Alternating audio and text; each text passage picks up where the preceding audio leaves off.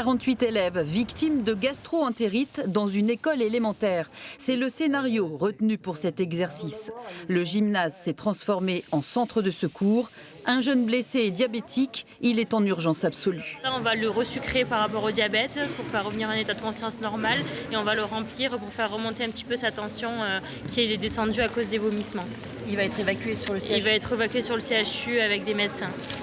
Ambulanciers, médecins, infirmiers, au total une cinquantaine de personnes du SDIS, du SAMU et des services de la protection civile ont participé à ce test grandeur nature. On a utilisé pour la première fois aujourd'hui le logiciel de gestion de crise qui est en notre possession depuis quelques mois au SAMU, qu'on n'avait encore pas testé sur le terrain pour gérer à la fois les ressources en personnel et les moyens. Nous, effectivement, on a l'habitude de faire des postes de secours. Les équipes du SAMU et les pompiers, eux, travaillent généralement avec une ou deux victimes à la fois.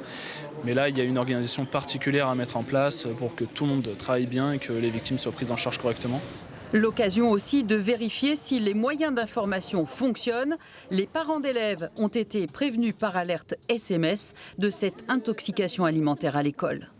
Les choses qui sont améliorées, nous avons des sujets de coordination de logiciels de suivi des prises de victimes. Donc ça, c'est des choses très techniques entre le SDIS, le SAMU, qu'il va nous falloir améliorer à l'avenir. Rassurez-vous, les enfants sont en bonne santé et ce sont des mannequins qui ont été évacués vers le CHU. C'est une obligation, ce type d'exercice exceptionnel est organisé au moins une fois par an par la préfecture.